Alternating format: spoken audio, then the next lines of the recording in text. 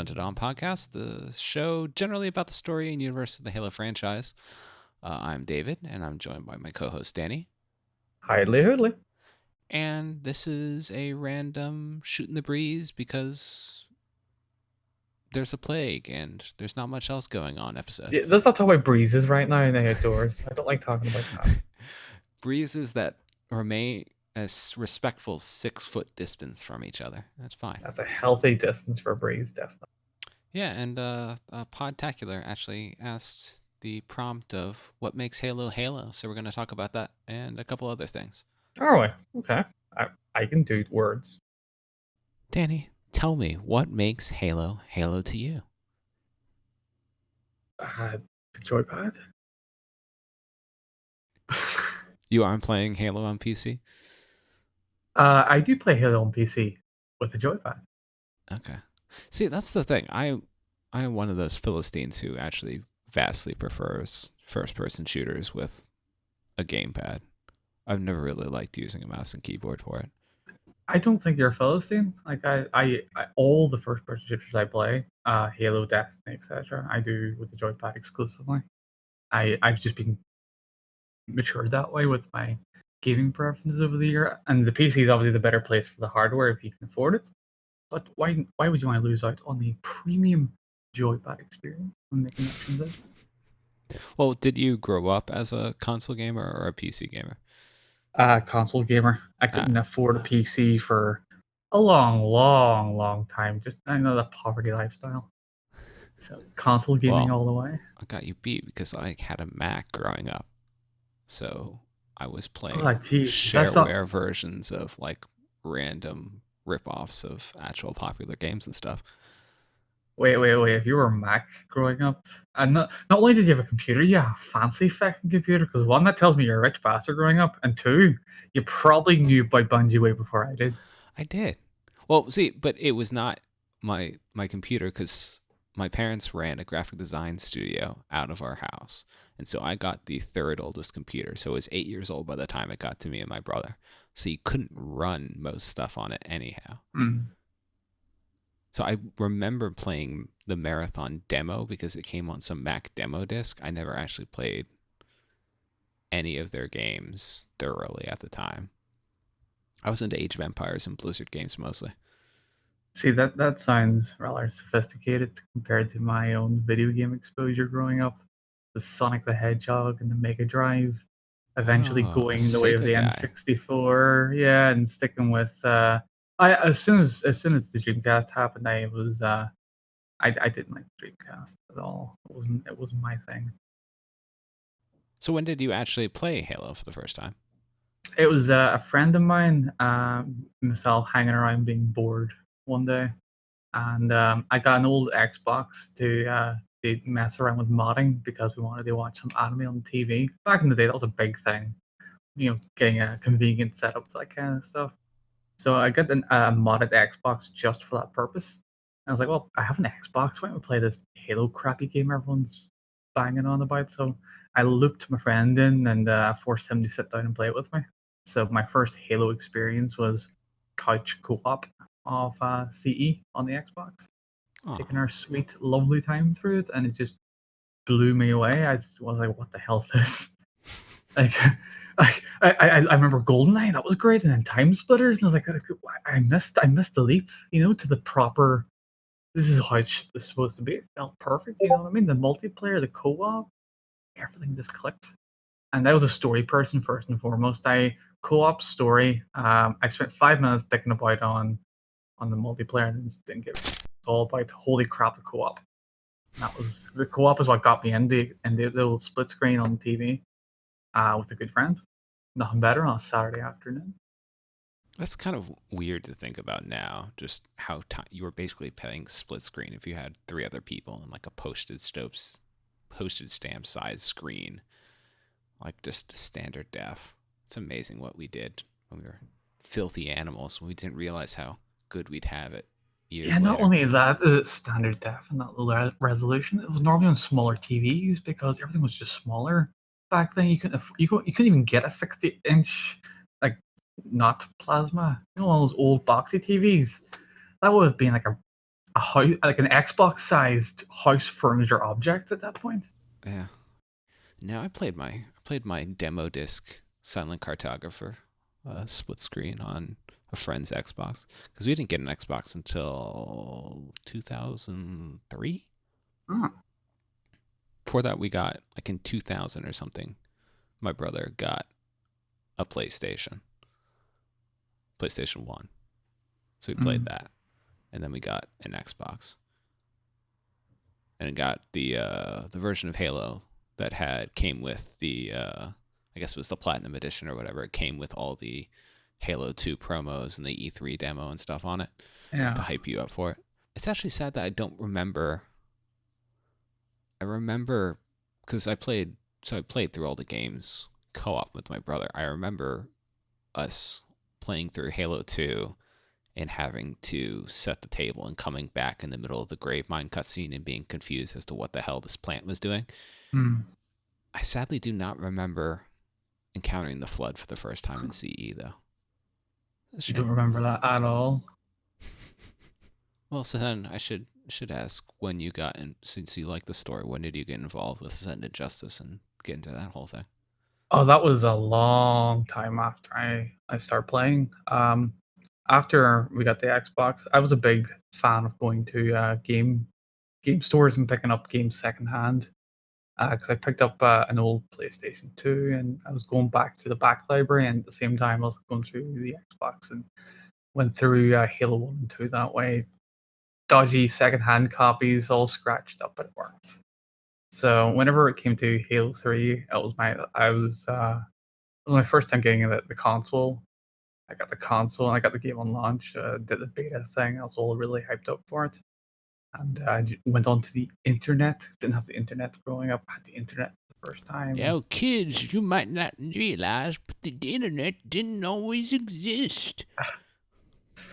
I joined a certain online community that I fed into from the beta, and it was from that community that I just met a bunch of random people that may have changed my life in a lot of ways, actually. But that was how I got hooked into the lore and the website stuff and Ascend Injustice. Those guys were hanging about there at the time. Pretty awesome. And then Danny decided to make his own website. And the Well, rest is history.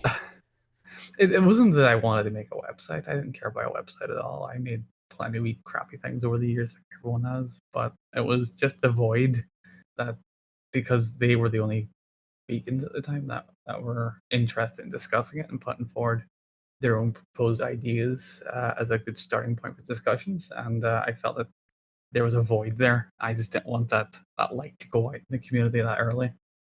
I said, well, no one else is going to do it. Why not? And now there's like another Halo lore podcast every 2 weeks. So Seemingly. really, it's because of you that those exist. If it hadn't been Oh for yeah, you, not saying justice. Me. Yeah, yeah, absolutely. the Not light them. would have Me. gone out without Me. Forward Unto Dawn.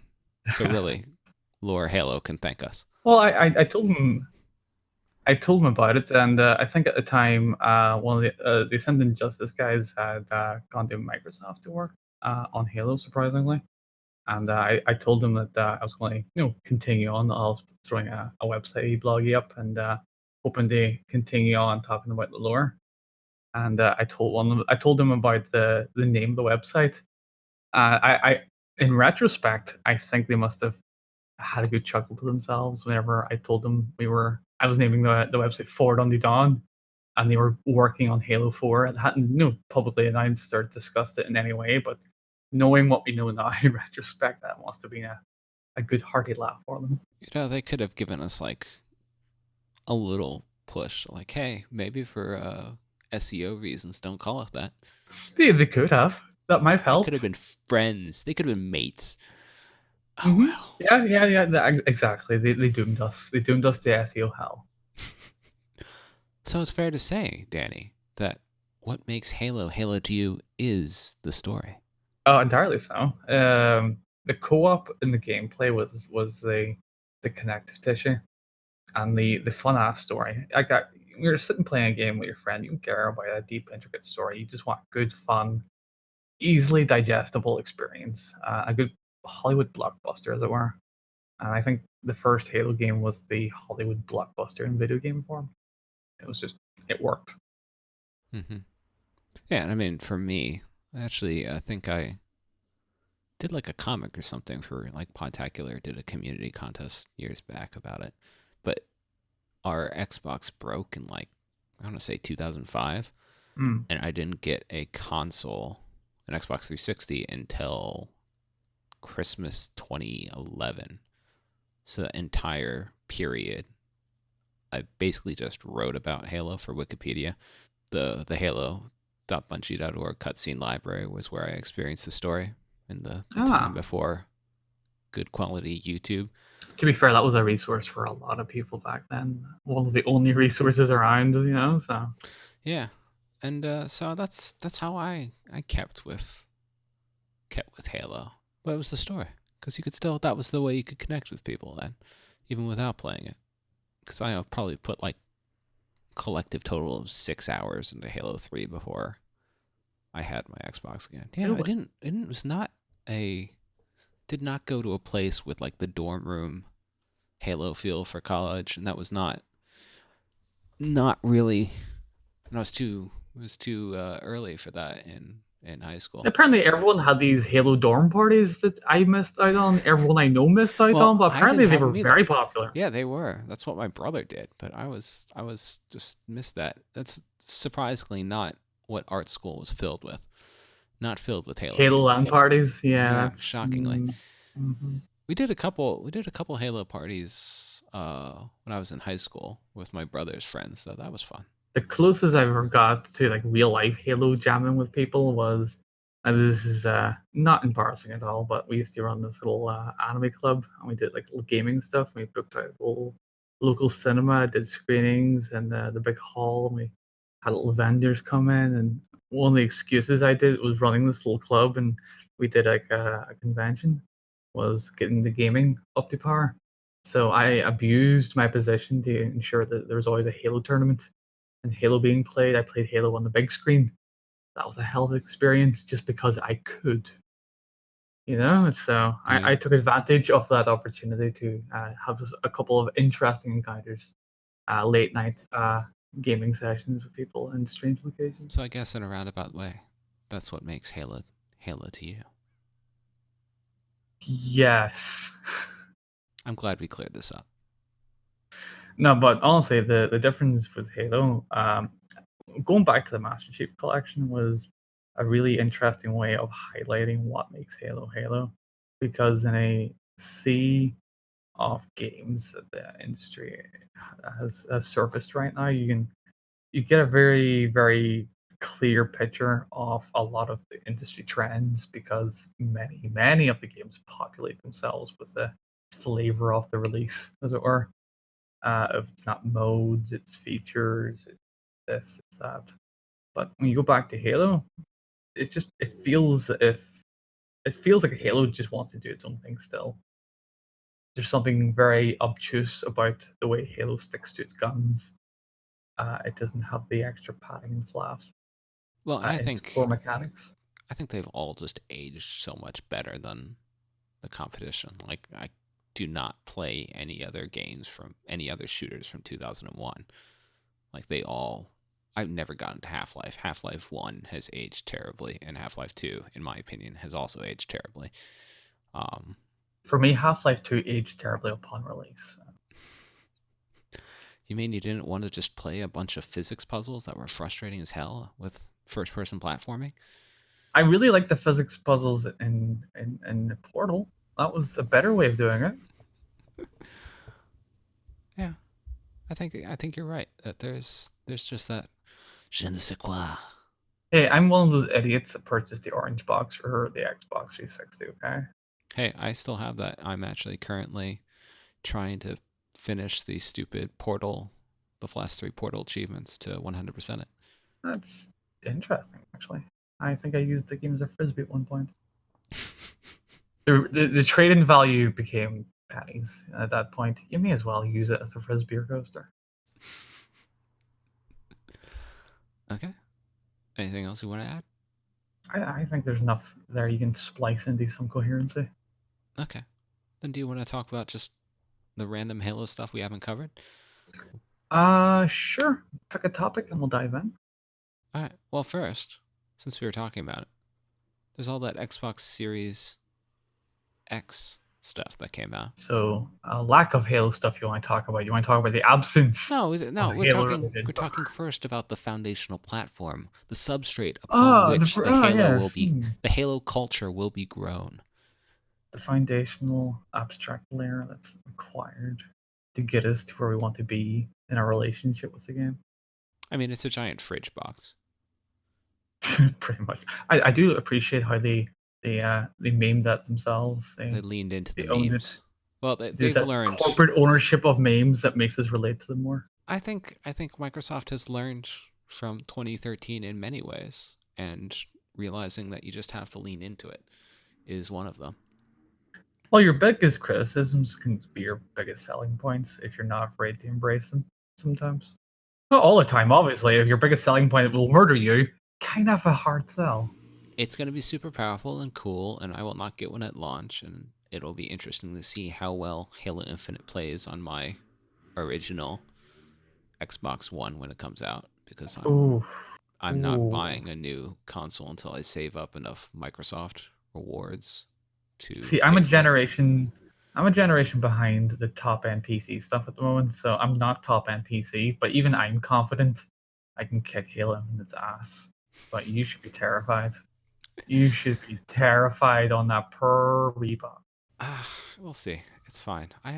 This was the I got it because this was when they dropped, didn't come with Connect, so it was 450 instead of 500 when they dropped it, and it was the Cirrus White, and I really wanted a white Xbox, and it's really good looking. I did the same thing, but with the PS4. I got a white PS4 for the same reasons, pretty much. Yeah, It's cheaper, price time, all that stuff. I'll be happy when I get an Xbox Series X. So that's where, as an Apple person, it's tripping me up every time because I see the Series X and I want to pronounce it like the Roman numeral 10 because I spent a decade talking about Mac OS 10 and correcting everyone who said it was Mac OS X. So this is tough for me. See, if I known you were on such a crusade, I would have endeavored to not help you with it. I mean, so yeah, it'll be interesting. According to my spreadsheet, I'll be able to afford it with my Microsoft rewards points in later in 2021. So Yeah, it's apparently the way the news cycle's happening right now. It turns out they're still pressing ahead with the reveal around the summertime, around July. So we're gonna get our eyeballs on the hardware, and I imagine maybe one or two software projects that they have in mind. yeah, I mean, Or so they've showed it off by, oh, here's a version of Gears running at like PC settings and it's 60 frames, but that's not really much. Um, no, I would expect more muscle from the hardware. So seeing current gen games better, yeah, I would expect that. It's really nice to see. Ticks the box of expected features. yeah, and I mean, it's mostly better than the PS5. Uh, it's kind of bizarre that both of them are jumping from 5400 RPM hard drives to super fast custom NVMe PCIe SSDs this generation. But It's why not? That's our standard on PC these days. Like, you know what I mean? So why not? And why not share it with console peasants? yeah, well, I mean, yeah, I guess that's where the PC people should be happy because at least compared to this last generation, it doesn't look like consoles will be holding them back as much. I'm still annoyed as a PC person that we haven't taken the one thing, the one gift to the world that the consoles have given us recently, and we haven't taken it from you. That's a damn Blu-ray drive. Like no one gives a shit about Blu-ray support on PC. No one. No one. No games ship on Blu-ray ever or will. Just no. Oh, you download your So games now. You don't buy yeah, but it's discs. annoying. I hate having they down. I just want some. I want both. Mm. I Master have race, bought everything. I have Both. bought Damn it. uh two, no, three. I have no. I bought 2 games on disc. I have Destiny 2 because I was given it. Oh, But I bought Quantum Break. No, 3. Okay. I bought Quantum Break, returned that. It was a good game though. BioShock the Collection and Spyro on disc. And that's it. Everything else has been digital. I have a ton of discs. I love my discs I because occasionally I sometimes occasionally do watch a Blu-ray movie. I've used it for that purpose, but otherwise I don't care about the Blu-ray drive.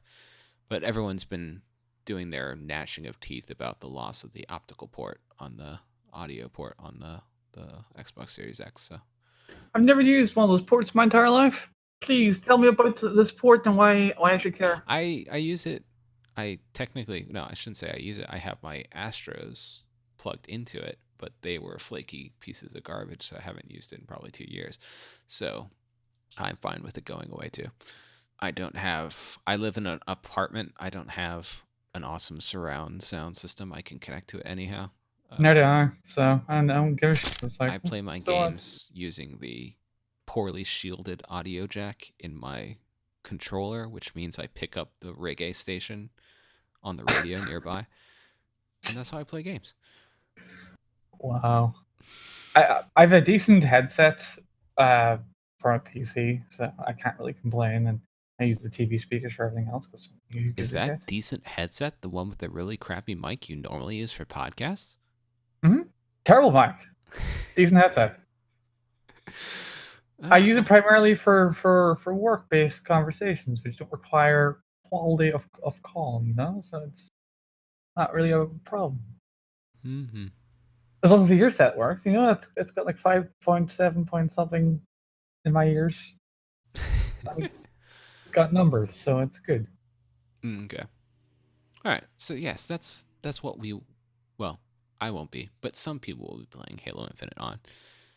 Uh, and yeah, for the game itself, we still know nothing.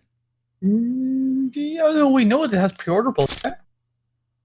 Yeah. Didn't they do some DLC thing where you get the like buy 5 muffins and get like a gun or something?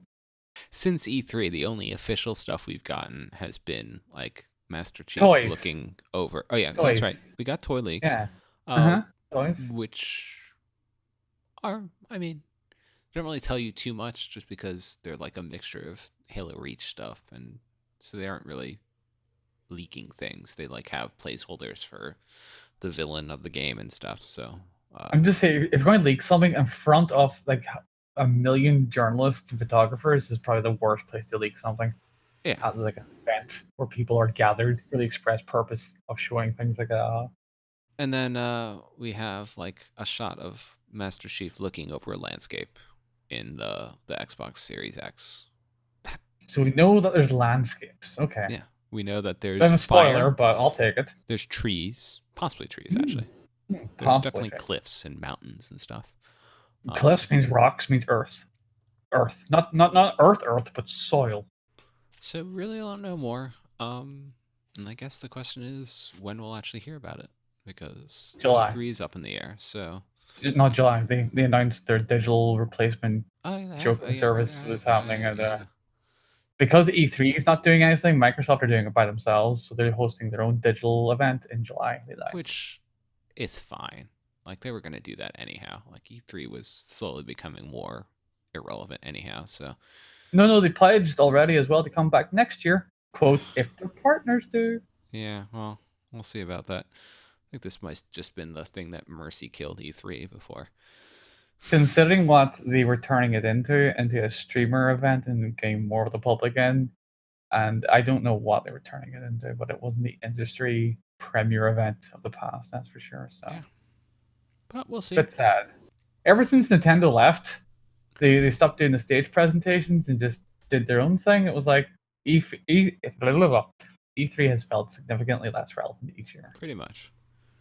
Well, so hopefully that will be a giant blowout, since we have gotten like historically next to nothing compared to previous years, previous games. And then in 2021, we might actually get the Halo television series, which seems kind of bizarre and amazing. if that actually happens. You, you know, I've been delighted and surprised by the quality of television over the past few years. So I'm more than willing to blindly leap into the show without Hey judgment. guys, have you heard of TV? There's some really good stuff on Without there. judgment.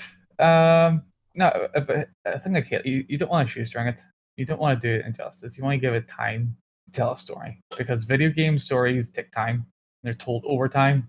And sometimes they're padded out, but the point is not a condensed story. A film, either way you slice it, it's going to give you a condensed story. So even the original Halo, if you want to make that into a film, you'd be doing a lot of choppy.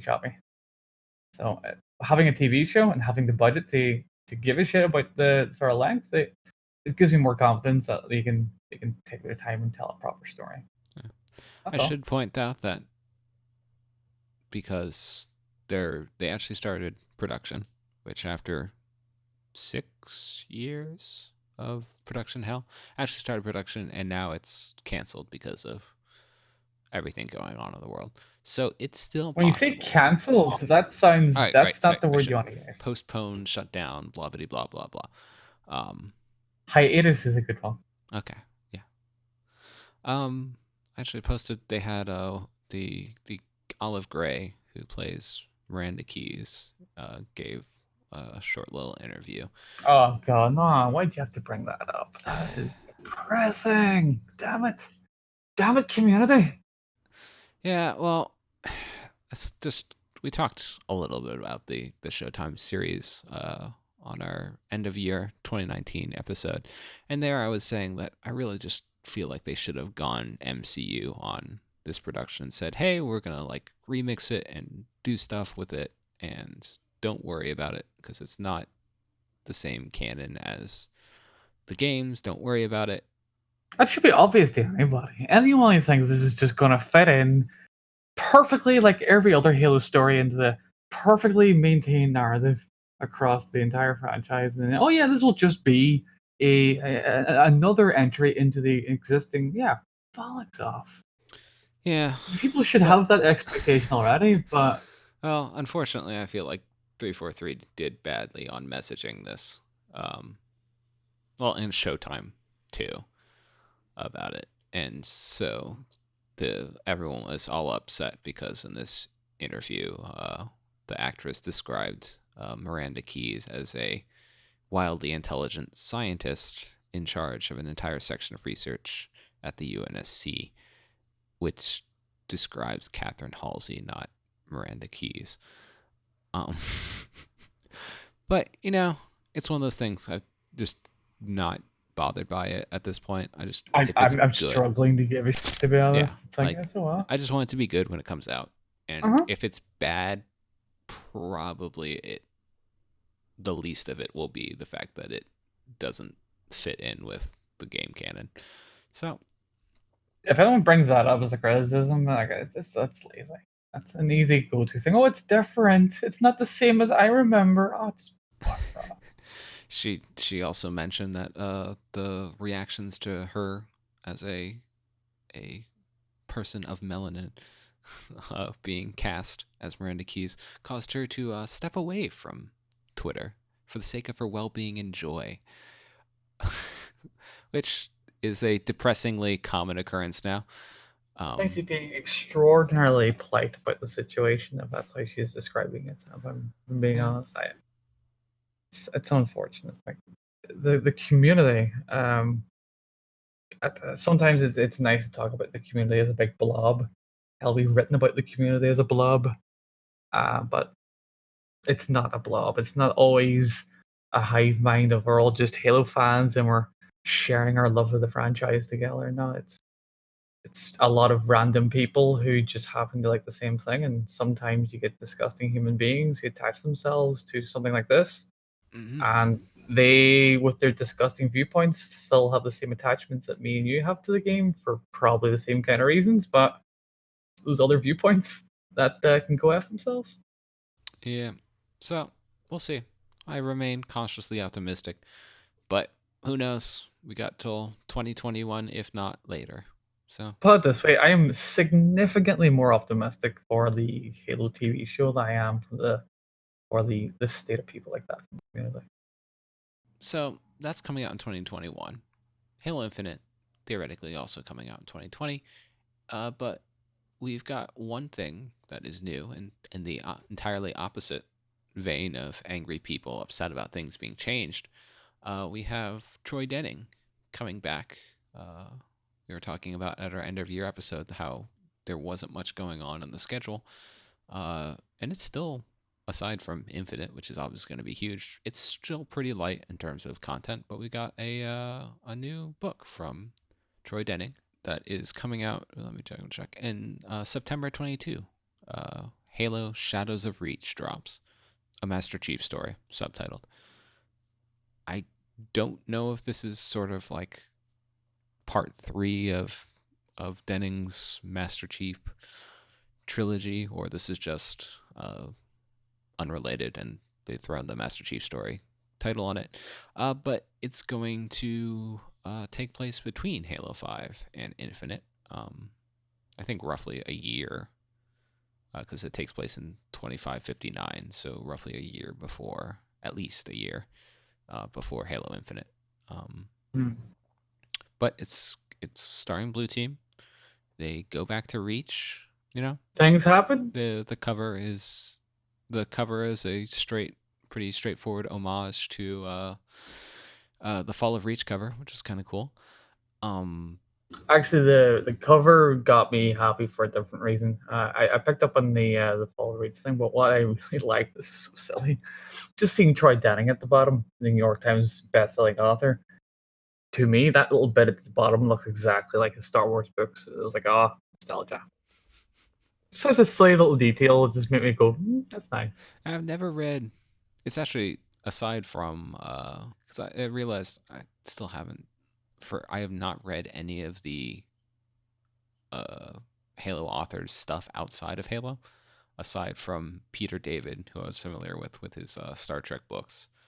And then I recently read some of the Sam McCade books that William Dietz did. Huh? Other than that, I've not read any of Troy Denning's Star Wars or whatever stuff. I've not read any of Eric Nyland's stuff. I've not read any of Karen Travis's Like the stuff. first time I came across him was in the New Jedi Order series. New Jedi Order was this multi-author silly thing that he did, and he was one of the authors that did one of the books that carried the story forward, like standalone books.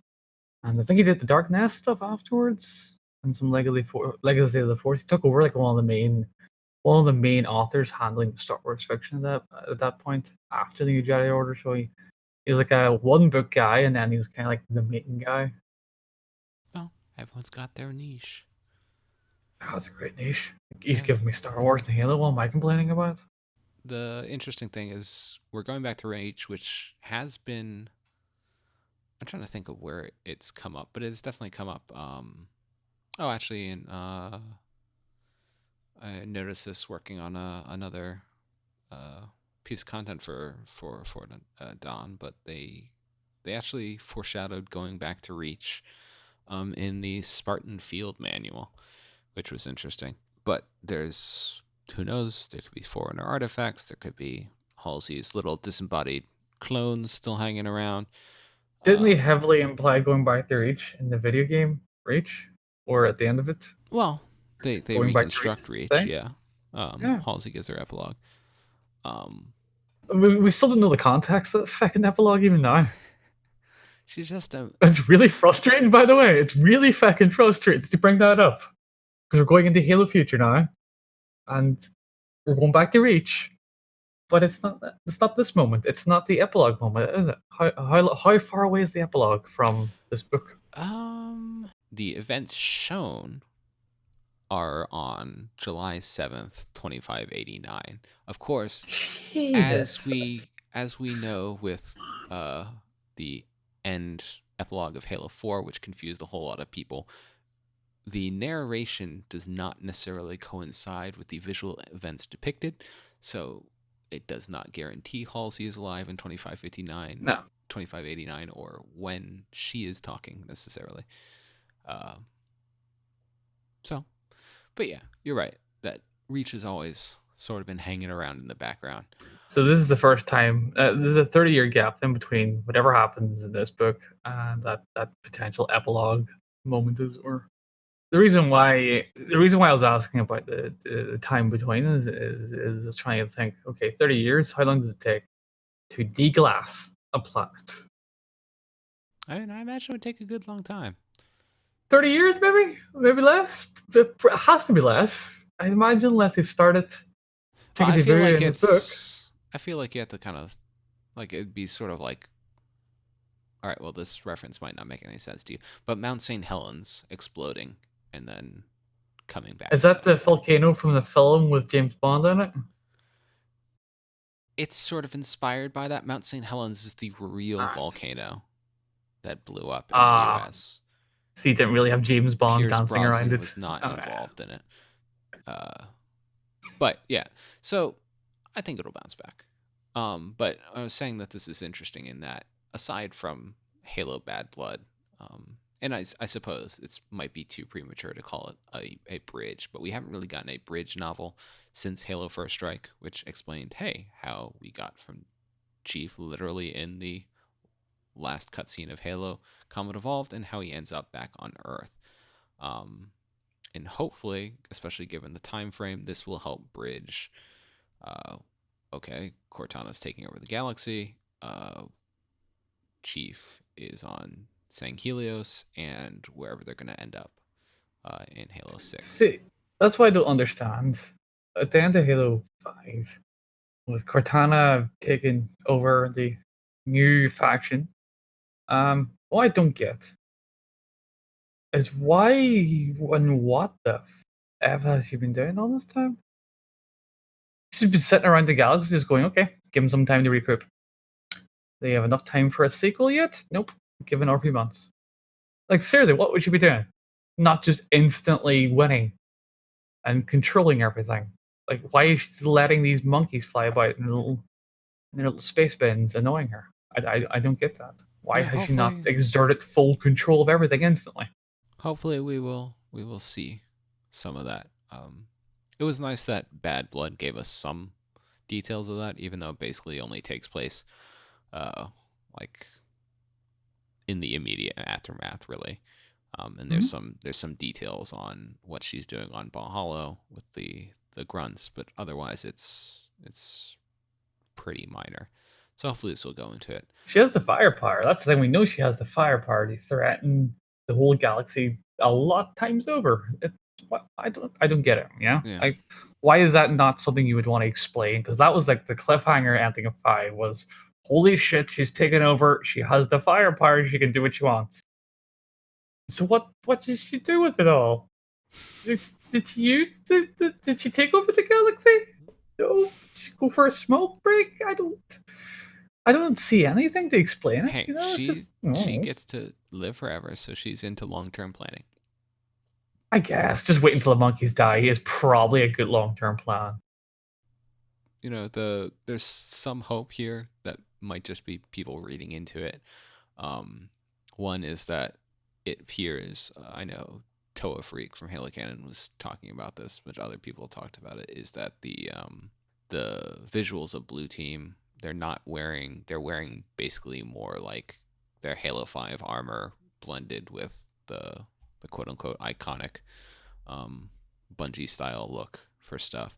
And they look like they're 3D models, so there's some hope that Blue Team, like they wouldn't make 3D models for a book cover, so that might be some indication that Blue Team will play some role in Halo Infinite and won't just be forgotten, which would be good.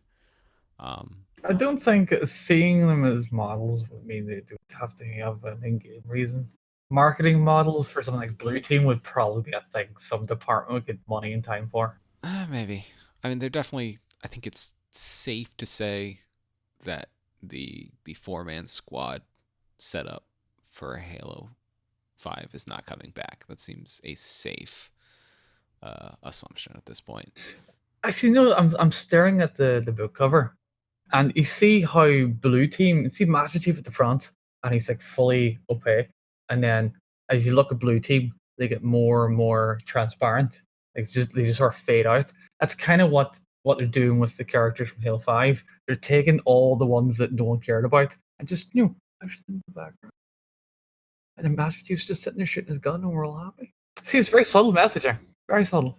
But I don't know. So it could suggest that blue team's in the thing. There were also people excited because it said Reach has been invaded by a powerful and ruthless alien faction. Like, oh, we're not going to have the Covenant, but there's Covenant ships on the cover.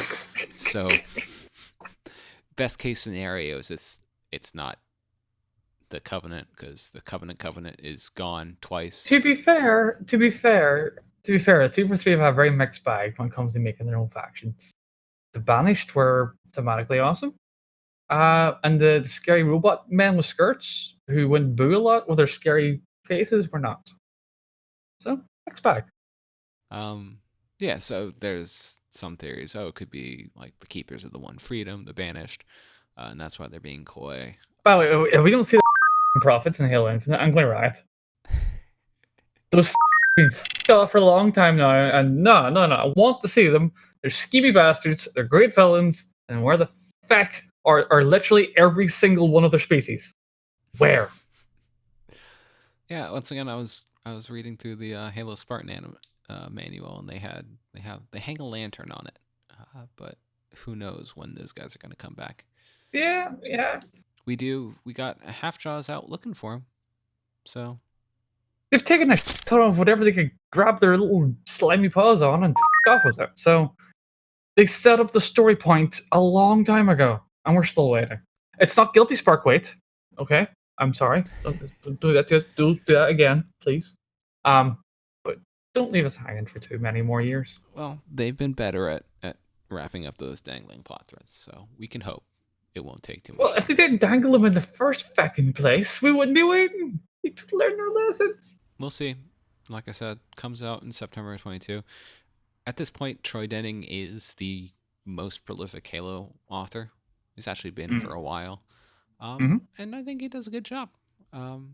He seems to certainly be, I would say he's just Nylandian enough that he scratches the cranky old cantankerous Halo fan itch. But he also does other stuff. So I think he's got broad appeal. Well, put it this way, I'd be more attracted to Troy Denning than Eric Newland just because I like Troy Denning's work. I know the guy's work. I'm familiar with it. And at this point, he's such a guarantee of quality when it comes to his books across different franchises. Like, yeah, why would you not look forward to it? Yeah, so I'm hopeful for it. And really, that's the only thing we got coming up before Halo Infinite. So we'll see. Yay, something. Content. But we've been putting out stuff in the meantime. If you haven't seen it, we put out a retrospective and interview with William C. Dietz about the Flood on its 17th anniversary. We'll put links in the show notes for that. God, Jesus, that makes me feel old. Oh, I hate life now. Damn it. Well, we're gonna come up. 2021 will be. I mean, it depends on how you count it. We're already there, depending on where you're putting the official start of the 343 era versus the Bungie era. But come 2021, by hook or by crook, we will officially have spent as much time in the 343 era as the Bungie era. I think we should have a spicy podcast about that. All right, we'll make a date, 2021. Mm-hmm. All right. So I've been stuck inside for a week. So how are you acclimatizing? I'm fine. I'm doing a lot of running in place. See, welcome to my life. Once you get first few decades in, you'd stop doing running. You're just in. Oh, I'm trying to degrade gracefully as best I can. I've been trying to get Ring Fit on the Switch just to do some kind of movement voluntarily, and yeah. Oh, that's a good idea. I've been working on my backlog, getting through old games I started and never did anything. Let me tell you, pursuant to our talk about games aging badly, oh my god, Cameo. has aged so badly. This was the launch title for the Xbox 360 done by Rare. Um, it's a It has some 2000. nice graphical effects that It's still look like they work. it's got a lot of bloom. It's got particles. It looks like a Bump 2005 mapping? game that Hmm. really should exist in the late 90s, and it's like bad music video caliber CG, like Per um Rare, they stretch their legs. The first debut for a new console. They're growing up. They've been unshackled from Nintendo. Really? Can you? yeah, it's questionable. But, I started it, so I'm going to finish it because I'm a completionist and have no sense. What have you been You do playing? it to yourself. Um, Other than Rocket League, occasionally for fun. Uh, Monster Hunter Iceborne. There we go. That's an expansion I played and beat recently. Relevancy. Huzzah! Well, that wraps up this brief episode of the Fortnite On podcast. Show notes and links for this episode, as well as articles and more, can be found on our website, fortniteon.com. You can subscribe to the podcast via iTunes, Google Play, Spotify, or Stitcher. Check out our videos on YouTube at youtube.com/ontodon, or follow us on Twitter by following the handle @ForwardDon. Thanks for listening, and see you next time.